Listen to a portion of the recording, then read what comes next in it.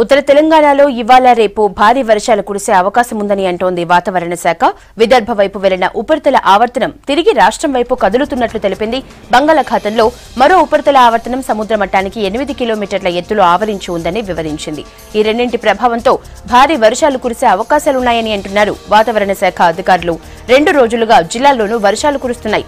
పాల్వంచలో 4, కొందుర్గులో 3, పరిగి, భద్రాచలం, చెన్నూరు, ఇల్లందులో 2 సెంటీమీటర్ల వర్షపాతం నమోదైంది.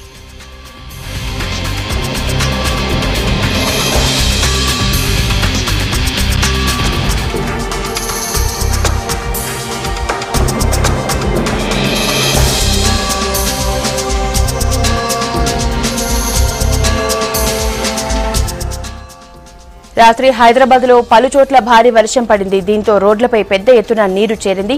లోతట్టు ప్రాంతాలన్నీ జలమయమయ్యాయి. మరోవైపు మెదక్ జిల్లాలోనూ భారీ వర్షం కురిసింది. నారాయణఖేడ్, జహీరాబాద్ లో కుండపోత వర్షానికి వాగులు, వంకలు పొంగిపొర్లాయి. వరద నీటికి రోడ్లు తెగిపోయి నారాయణఖేడ్ నుంచి కంగ్జీ, కల్హేర్కు రాకపోకలు బంద్ అయ్యాయి. సింగూరు ముంపు గ్రామం పిప్పడ్పల్లితో సహా మరికొన్ని గ్రామాలు నీట మునిగాయి. జీర్లపల్లి, బోరేఘావ్ గ్రామాల చెరువులకు గండ్లు పడ్డాయి. దక్షిణ కాశీగా పేరొందిన కేతకి సంగమేశ్వర ఆలయంలోకి భారీగా వరద నీరు వచ్చి చేరింది.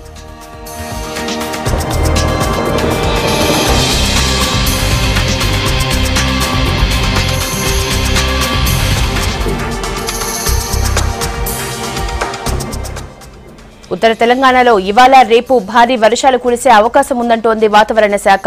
విదర్భ వైపు వెళ్లిన ఉపరితల ఆవర్తనం తిరిగి రాష్ట్రం వైపు కదులుతున్నట్లు తెలిపింది. బంగాళాఖాతంలో మరో ఉపరితల ఆవర్తనం సముద్ర మట్టానికి 8 కిలోమీటర్ల ఎత్తులో ఆవరించి ఉందని వివరించింది. ఈ రెండింటి ప్రభావంతో భారీ వర్షాలు కురిసే అవకాశాలున్నాయని అంటున్నారు వాతావరణ శాఖ అధికారులు.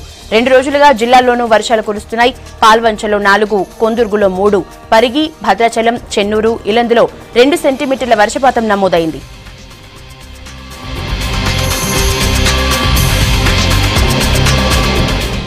ఇక రాత్రి హైదరాబాద్ లో పలుచోట్ల భారీ వర్షం పడింది. దీంతో రోడ్లపై పెద్ద ఎత్తున నీరు చేరింది. లోతట్టు ప్రాంతాలన్నీ జలమయమయ్యాయి. మరోవైపు మెదక్ జిల్లాలోనూ భారీ వర్షం కురిసింది. నారాయణఖేడ్, జహీరాబాద్ లో కుండపోత వర్షానికి వాగులు, వంకలు పొంగిపొర్లాయి. వరద నీటికి రోడ్లు తెగిపోయి నారాయణఖేడ్ నుంచి కంగ్జీ, కల్హేర్కు రాకపోకలు బంద్ అయ్యాయి. సింగూరు ముంపు గ్రామం పిప్పడ్పల్లితో సహా మరికొన్ని గ్రామాలు నీట మునిగాయి. జీర్లపల్లి, బోరేఘావ్ గ్రామాల చెరువులకు గండ్లు పడ్డాయి. దక్షిణ కాశీగా పేరొందిన కేతకి సంగమేశ్వర ఆలయంలోకి భారీగా వరద నీరు వచ్చి చేరింది.